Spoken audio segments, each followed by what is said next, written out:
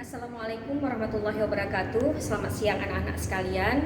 Hari ini kita bertemu lagi pada pelajaran matematika untuk kelas 7, di mana kita akan melanjutkan materi kita tentang pecahan, yaitu operasi pada pecahan. Nah, hari ini hal-hal yang akan kita bahas pada operasi pecahan ini adalah tentang penjumlahan, pengurangan, perkalian, dan pembagian. Nah, materi ini sebenarnya sudah dibahas di sekolah dasar, namun pada kali ini saya akan memberikan beberapa contoh untuk mengingatkan kembali kepada kalian tentang bagaimana cara untuk menyelesaikan beberapa soal yang berkaitan dengan operasi hitung pada pecahan. Kita mulai ya. Pada penjumlahan, saya akan coba ambil contoh 5/12 ditambah 3/12, berapa hasilnya? Nah, di sini ada beberapa hal yang harus kalian perhatikan. Syarat pada penjumlahan, penyebutnya itu haruslah sama. Nah, perhatikan contoh yang saya berikan ini, penyebutnya sudah sama-sama 12.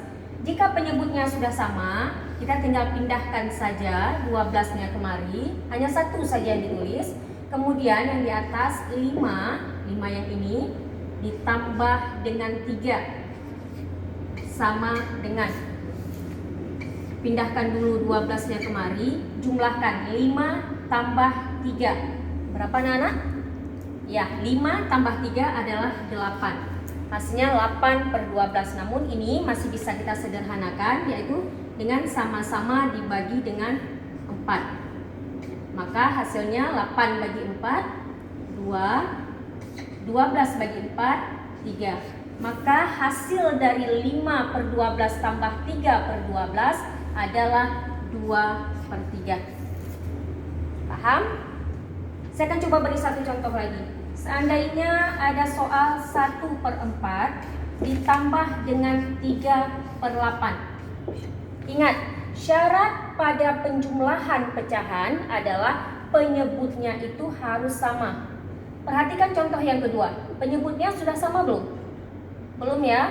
Karena belum sama, kita harus menyamakan penyebut tersebut dengan menentukan KPK antara 4 dan 8. Coba diingat lagi pada pelajaran sebelumnya tentang menentukan KPK. Berapa KPK antara 4 dan 8? Ya, benar. Antara 4 dan 8, KPK-nya bisa kita ambil adalah 8. Atau dengan kata lain, cari angka yang habis dibagi dengan kedua penyebut ini. Selanjutnya, setelah kita temukan KPK-nya, maka di sini kita cari. Saya buat seperti ini ya, saya pisahkan. Karena kita mau menyamakan penyebutnya harus sama, di bentuk penyebutnya sudah sama. Kemudian 8 dibagi 4. Ya, 8 dibagi 4 hasilnya adalah 2. 2 dikali 1 sama dengan 2. Kemudian 8 dibagi 8 sama dengan 1. Ya. 1 dikali 3 sama dengan 3. Jadi kita dapat pecahan baru dengan penyebut yang sama. Kalau tadi tidak sama, ini penyebutnya sama. Karena penyebutnya sudah sama, kita tinggal tarik garis aja, pindahkan 8 sama seperti tadi. Maka di atas 2 ditambah 3 sama dengan 5/8. Karena dia tidak bisa kita sederhanakan lagi, maka inilah jawabannya. Ya, sekali lagi saya ingatkan, pada penjumlahan pecahan, syarat utamanya penyebutnya itu harus sama. Dan jika penyebutnya tidak sama, samakan dulu penyebutnya. Caranya adalah dengan menentukan KPK atau cari angka yang habis dibagi untuk kedua penyebut tersebut. Oke ya, paham? Kita lanjut ke pengurangan. Kita langsung masuk ke contohnya. Saya ambil contoh 5/9 dikurang 2/9. Nah, kalau pada penjumlahan tadi ada ketentuannya, pada pengurangan pun demikian. Sebenarnya syarat atau ketentuan pada penjumlahan dan pengurangan sama. Ya, syaratnya apa? Penyebutnya itu harus sama. Perhatikan contoh ini, penyebutnya sudah sama. Jika sudah sama, pindahkan saja. 9 di atas, 5 dikurang 2. Langsung saja, 5 kurang 2. 5 dikurang 2, tuh 3 ya. 3 per 9. Masih bisa disederhanakan? Tentu saja bisa. Sama-sama dibagi dengan 3. Maka 3 bagi 3, 1. 9 bagi 3, 3. Maka hasil dari 5 per 9 dikurang 2 per 9 adalah 1 per 3. Nah, bagaimana jika kejadiannya penyebutnya tidak sama pada pengurangan? Caranya sama seperti pada penjumlahan tadi. Samakan penyebutnya dengan menentukan KPK, atau bahasa lain cari angka yang habis untuk dibagi dengan kedua penyebut tersebut. Kita lanjut ke perkalian. Pada perkalian pecahan, saya akan coba ambil contoh 3 per 8 dikali 4 per 7. Nah, perhatikan. Pada perkalian ini, ya, kita tidak perlu menyamakan penyebut atau melihat penyebutnya sama atau tidak. Kita langsung saja pembilang kali pembilang, penyebut kali penyebut. Dengan bahasa lain, atas kali atas, bawah kali bawah. Ya. Maka langsung saja 3 kali 4 12. 8 kali 7 56. Ya. Ini masih besar angkanya, masih bisa disederhanakan. Kita sederhanakan. Ternyata dia bisa dibagi dengan 4, sama-sama dibagi 4. 12 bagi 4, 3. Kemudian 56 dibagi 4 adalah 14. Maka jawabannya adalah 4 per 13.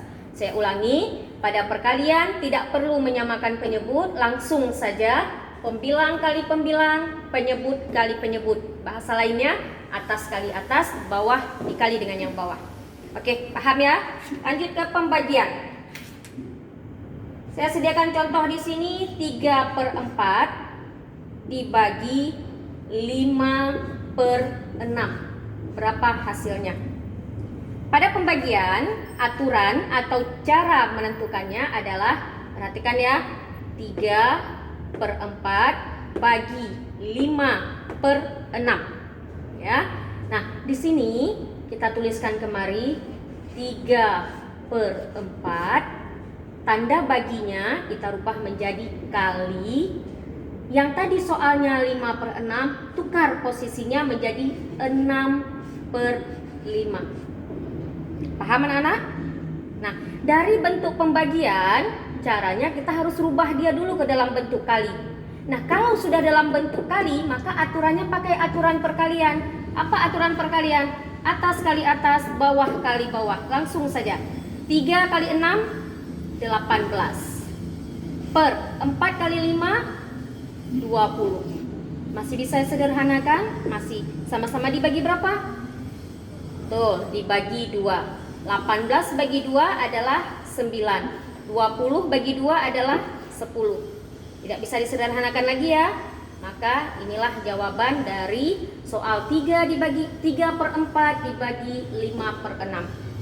Nah, anak-anak sekalian, inilah ada beberapa contoh tentang operasi pada pecahan, yaitu operasi penjumlahan, pengurangan, perkalian, dan pembagian yang akan kita bahas, yang sedang kita bahas saat ini.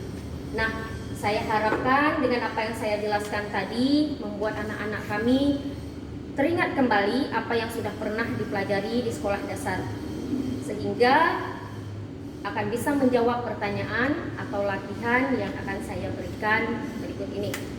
Terima kasih untuk perhatian anak-anak kami sekalian. Selalu sehat, selalu semangat walaupun kita harus belajar dari rumah. Sampai ketemu lagi. Assalamualaikum warahmatullahi wabarakatuh.